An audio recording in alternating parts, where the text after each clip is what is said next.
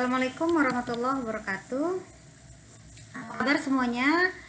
Eh, Perkenalkan, nama saya Lia Amalia. Saya guru pendidikan agama Islam yang mengajar kelas IPS 1 sampai dengan IPS 5 dan IPA 9. Alhamdulillah, kabar ibu baik, sehat, keluarga juga sehat. Bagaimana dengan kabar Anda semuanya?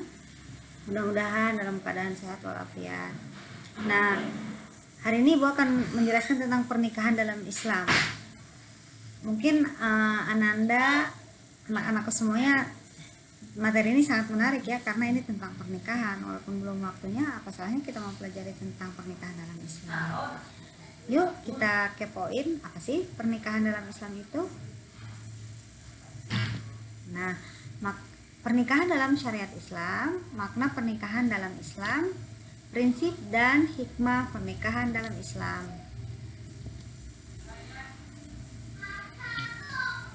Menganalisis dan mengevaluasi ketentuan pernikahan dalam Islam. Salah satunya adalah pengertian pernikahan. Pengertian pernikahan mengumpulkan dan menyatukan. Maksudnya mengumpulkan dan menyatukan itu adalah menyatukan dua insan, di mana orang itu harus mempersiapkan mentalnya, pikirannya, tanggung jawabnya, dan pendidikannya. Kenapa seperti itu?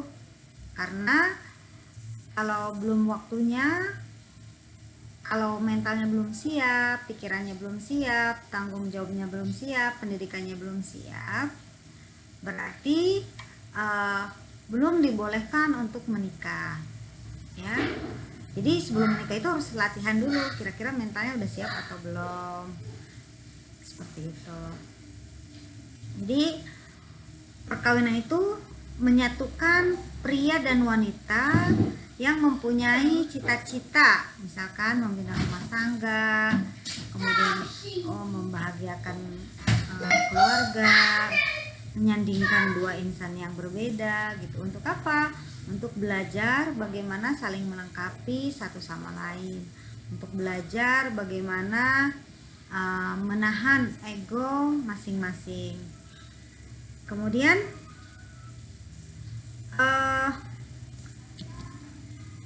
tujuan pernikahan itu memperoleh keturunan yang soleh, meningkatkan ibadah, membentengi hawa nafsu. Tentunya mempunyai keturunan yang soleh itu sangat membahagiakan orang tua. Karena apa? Karena ketika kita mempunyai keturunan yang soleh, insya Allah ketika kita sudah meninggal, nanti anak-anak kita yang melanjutkan amal ibadah kita di akhirat nanti. Yang kedua yaitu meningkatkan ibadah. Tentunya dengan menikah kita akan lebih banyak lagi ibadah kita. Contohnya apa sih? Ketika kita mendampingi suami, menyiapkan makan malam, menyiapkan perangkat sholat, menyiapkan anak-anak kita untuk melaksanakan ibadah, itu mendapatkan ibadah yang lebih. Kemudian membentengi hawa nafsu. Terkadang ketika kita pacaran, hawa nafsu kita tinggi, jiwa kita tuh menggebu-gebu gitu. Nah, untuk menguranginya dengan menikah. Tapi kalau belum siap, kita tidak perlu menikah dulu.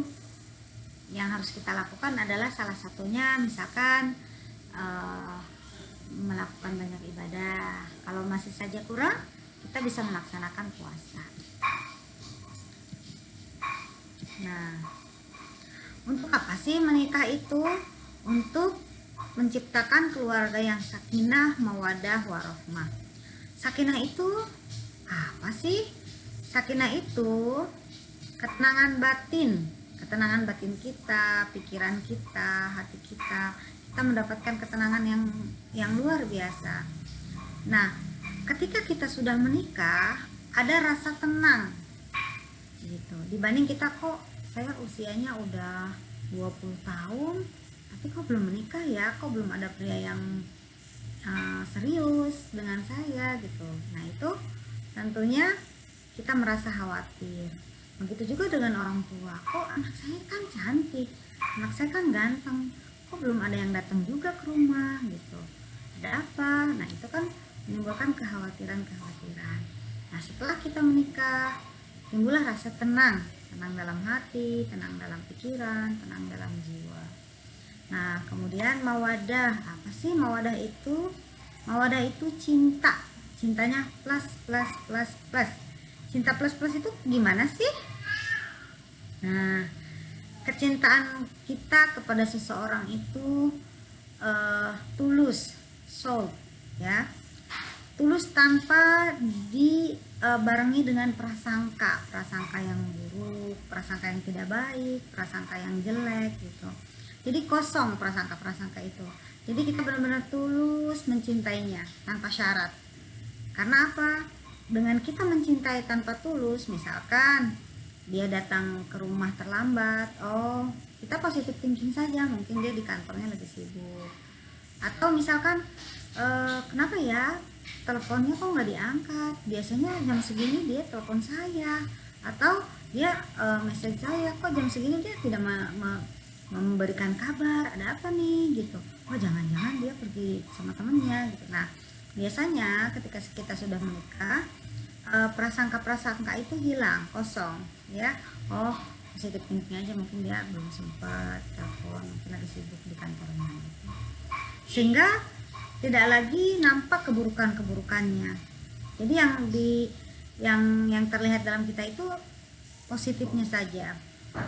Nah misalkan ketika suami lagi tidur, ya udah itulah yang kita dapat, oh kayak gitu lagi tidur. Atau kita baru bangun tidur yang lagi jelek-jeleknya gitu, oh kayak gitu pasangan kita ketika lagi bangun tidur, misalkan ngorok atau lain sebagainya. Sama begitu juga sebaliknya. Jadi tidak nampak keburukannya, tapi yang ada adalah keindahannya.